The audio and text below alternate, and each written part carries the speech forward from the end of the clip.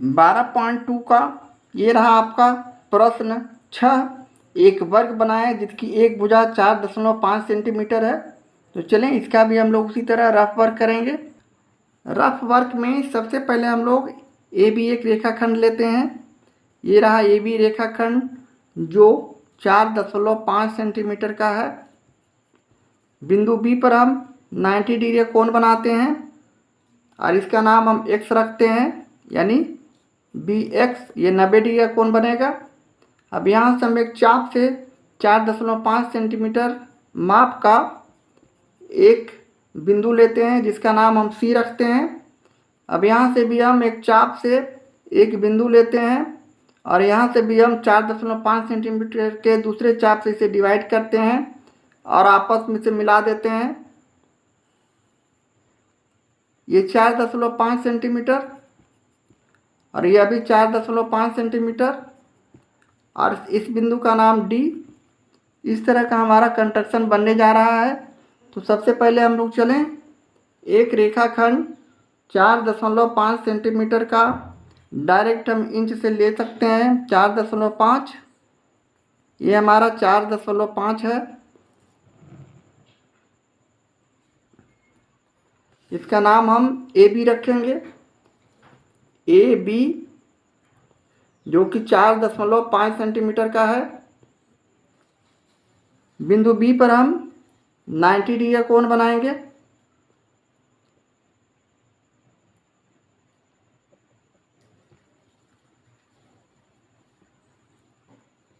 एक बार काटने पर 60 डिग्री का कोण, दूसरा बार काटने पर 120 डिग्री का कोण। इस तरह का हमारा कोण बन रहा है। यहाँ से हम ऊपर काटते हैं तो इसे डिवाइड करते हैं तो 90 डिग्री का कोण।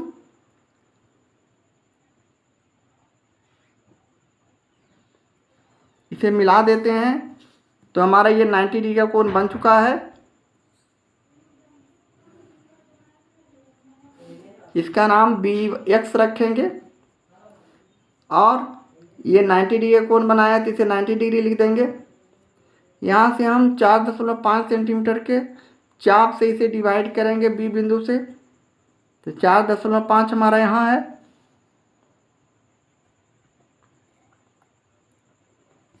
इस बी बिंदु से हम इसे डिवाइड किए और एक चाप से यहाँ से भी डिवाइड किए। अब इस बिंदु का नाम हम रखते हुए इसे भी डिवाइड किए और सभी को मिला दिए। इस तरह मिलाने के बाद जो अभिष्ट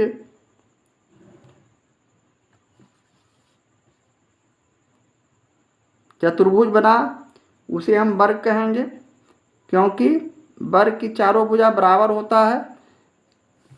चारों भुजा 4.5 सेंटीमीटर का, यह भी 4.5 सेंटीमीटर का, यह भी 4.5 सेंटीमीटर का और यह भी 4.5 सेंटीमीटर का।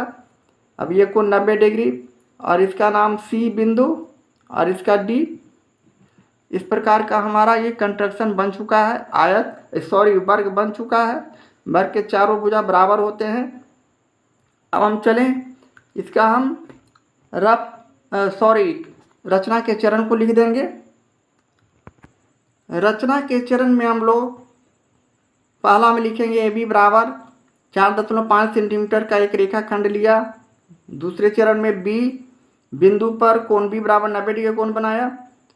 तीसरे चरण में पुनः बी को केंद्र मानकर 4.5 सेंटीमीटर त्रिज्या का एक चाप लिया जो बी एक्स रेखा को सी पर काटता है। ये बी एक्स रेखा है जिसे सी पर काटा। चौथे चरण में अब ए और सी को केंद्र मानकर, ए और सी यानी ए यहाँ और सी यहाँ को केंद्र मानकर क्रमशः 4.5 सेंटीमीटर का चाप लिया जो बिंदु डी पर आपस में मिलते हैं। ये हमने चाप लिया, यहाँ से 4.5 सेंटीमीटर और यहाँ से 4.5 सेंटीमीटर और डी बिंदु पर आपस में मिलते हैं। सी डी और ए डी भुजा को मिलाया। इस प्रकार ए बी सी डी एक अभिष्ट वर्ग बना। इस तरह हमारा ये छठे का वर्ग बनेगा, कंस्ट्रक्शन बनेगा। एक्सरसाइज 12.2 का ये रहा आपका 7वां प्रश्न। ए बी सी डी एक वर्ग बनाए जिसके विकर्ण की लंबाई 7.4 सेंटीमीटर है। तो चलें इसका भी उसी तरह हम लोग रफ वर्क करेंगे।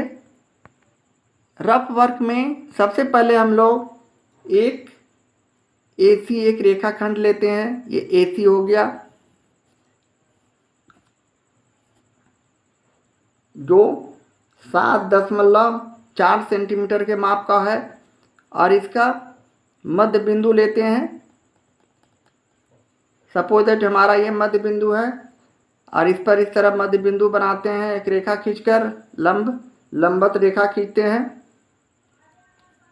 अब हम यहाँ से और यहाँ से एक ही माप का 3.7 सेंटीमीटर के माप का एक चाप से इसे डिवाइड करते हैं और इधर डिवाइड करते हैं, और इसे आपस में हम इसका ये रेखा को PQ नाम रखते हैं। अब यहाँ से हम इसे मिला दिए, और यहाँ से हम इसे मिला दिए। इस तरह आपस में चारों भुजा को मिला देने के बाद हमारा एक वर्ग बन चुका है। इसका माप 3.7 सेंटीमीटर होगा डिवाइड करने पर, इसका 3.7 सेंटीमीटर। इस तरह चारों भुजा हमारा बराबर है, और यह एक वर्ग के आकार का है। तो चलें, सबसे पहले हम लोग उसी तरह एक रेखा लेंगे जिसकी दूरी 7.4 सेंटीमीटर का होना चाहिए। ये 7.4 सेंटीमीटर माप का हमारा ये इंच यहाँ रखते हुए इसका हम 4.5 सेंटीमीटर का एक रेखाखंड ले लिया। इसका नाम हमने AC रखा। अब इस बिंदु से हम लंब समद्विभा इसको डिवाइड करते हैं, आधा से अधिक काटते हैं। तो ये हमारा इस तरह यहाँ काटे। इसके बाद A बिंदु से हम इसे यहाँ काटे, और यहाँ से हम इसे यहाँ काटे, और यहाँ से हम इसे इस तरह डिवाइड किए, और नीचे भी हम इसी तरह चाप लेते हैं। ये हमारा चाप हो गया नीचे भी।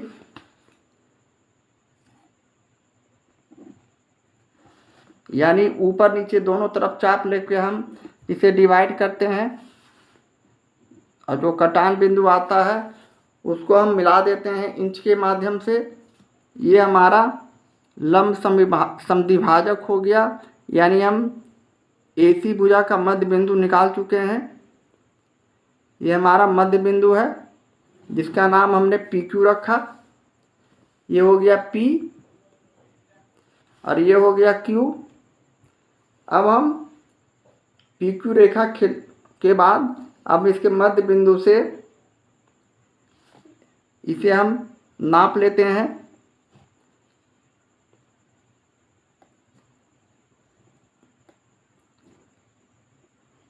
और हम इसे डिवाइड करते हैं, नीचे भी डिवाइड करते हैं उसी तरह।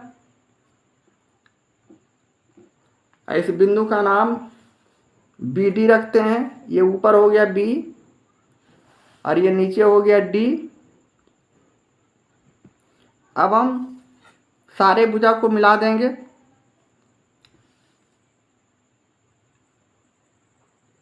यानी C को D से मिला दिया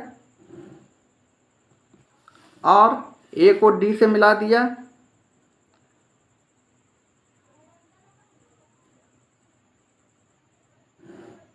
इसी प्रकार A को B से मिला दिया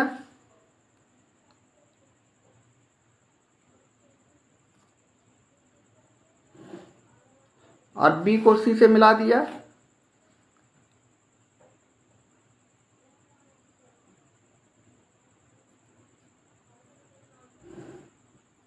इस प्रकार हमारा यह अभिष्ट वर्ग बन चुका है। यह 3.7 सेंटीमीटर के माप का हो गया, आधा इसका, यानी 7.2 का आधा 3.7, यह भी 3.7 सेंटीमीटर। इस तरह ये जो कटान बिंदु इसका O नाम रखे। इस तरह हमारा ये वर्ग तैयार है। अब इसका हम रचना के चरण को लिख देंगे जैसे हम लिखते आ रहे हैं। रचना के चरण में हम लोग पहले पॉइंट बनाते हुए AC बराबर 7.4 सेंटीमीटर का एक रेखाखंड लिया, दूसरे चरण में रेखाखंड AC का लंब समद्विभाजक PQ खींचा जो AC को O बिंदु पर काटता है। तीसरा में O को केंद्र मानकर AC/2 यानी 3.7 सेंटीमीटर त्रिज्या का चाप लिया, चाप खींचा जो क्रमशः PQ को B और D बिंदु पर काटता है। चौथा में हम लोग AB, BC, CD और AD को मिलाया। इस प्रकार ABCD एक अभिष्ट आयत बना। तो इस तरह हम अभिष्ट वर्ग बना। यहाँ वर्ग लिखेंगे। वर्ग का चारों भुजा बराबर होता है, ये माप कीजिएगा तो सब बराबर होंगे। इस तरह हम इस प्रश्न का कंस्ट्रक्शन कर सकते हैं।